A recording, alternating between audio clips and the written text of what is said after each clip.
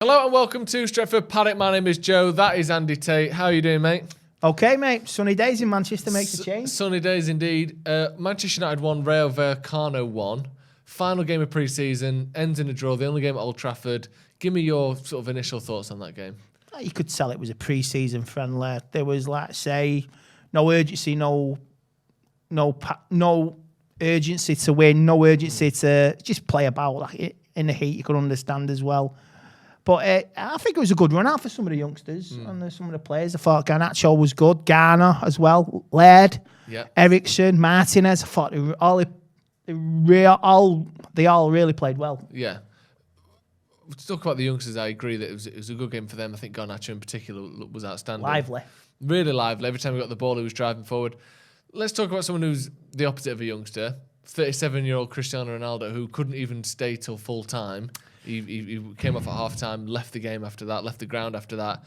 What are your thoughts on the situation with him at the minute? And is he being unprofessional? You know, what do you want him to leave? What's going on there? Because it's just becoming a bit of a circus, isn't it? Just when, Paul Pogba left the door, who seemed to be, he was never this unprofessional, to be fair to him, but there was always media talk about him all the time. That's just been replaced with Ronaldo now, isn't it? Yeah, I've got the greatest and utmost respect for Ronaldo, and I love him to bits. But there's there's a split in the fan base, and I thought today stunk. It stinks. Play 45 minutes, and there were so many families there today with Ronaldo shirts, kids with 7 on the back, even grown men with 7s on the back, and he's playing them for fools. He really is, and it's disappointing.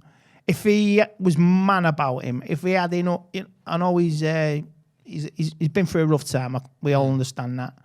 But if he had anything about him now, he would take us back into the Champions League. It's not all about personal goals. It's about the club. It's about the fans.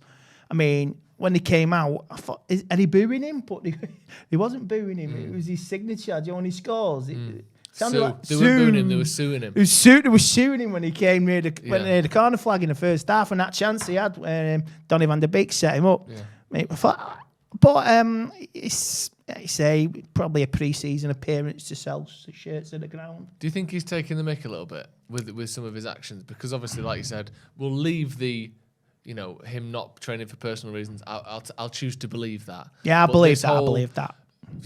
Handing in a transfer request basically, halfway through the transfer window, turning up when he wants, leaving halfway through the game, like. Do you think he's taking the mick a little bit now? Look, when we lost to Atletico Madrid, he knew we were in for the fight. So, in the Champions League? In the Champions League, when we lost to Atletico, when we got knocked out, he knew there was a good chance we wasn't going to get the top 4. And I think he did an interview as well and saying, I'm here for the fight for the top 4, blah, blah, blah, blah. And we didn't get the top 4. I mean, we were still in it up till, let's say, the Liverpool game. God knows how we was. And then it all just disintegrated from there. And I think now he should have said this at the end of the season. He's met Ten Hag in the summer. He probably chatted to him personally, and drop a bombshell like this. I mean, I don't know what it is. If it's personal, I could understand. But if he's playing us for fools, then I don't know what to think of him. I really don't. I don't know what to say because he's still so much idolised by the fans. Yeah. There is a split now. And he's still done so much good for Manchester United, Of course he has. Yeah. I mean, we are signing away from actually maybe competing for top 4, maybe doing something in the Cups. Or if you get rid of Ronaldo, we're screwed. So you bring in a signing, well, that will look half decent. Van der Beek, finger for the Barcelona lad don't come in. De Jong don't come in. That saga is just another farce of a summer. If that doesn't come in, if that comes in, we do okay. If it doesn't come in, we don't do okay. You sell Ronaldo, no, we're not going to do okay. You keep him, we might have half a chance. So if you get them all together, it was great. It'll be great. It'd be interesting to see what we can do. I mean, I loved Ericsson. Some of his touches today was nice.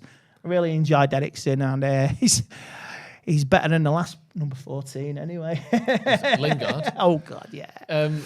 just looking at some of the positives, then obviously Ronaldo was a bit. Just the whole situation is just mad, isn't it? Ethan Laird, I thought second half of the game. First half, I thought he was quite quiet. Second half, driving forward, overlapping, looking dangerous. I think that was his best performance for United so far, Laird. Do you think he played well? Yeah, I think he played well. I mean, I was behind the goal at K-Stand when my dad. And you could tell some of them youngsters wanted it. I mean, I thought Hannibal played well as well. There was some good performances there from the youngsters, and like I say, maybe one or two of them may have forced them way into the reckoning for next week.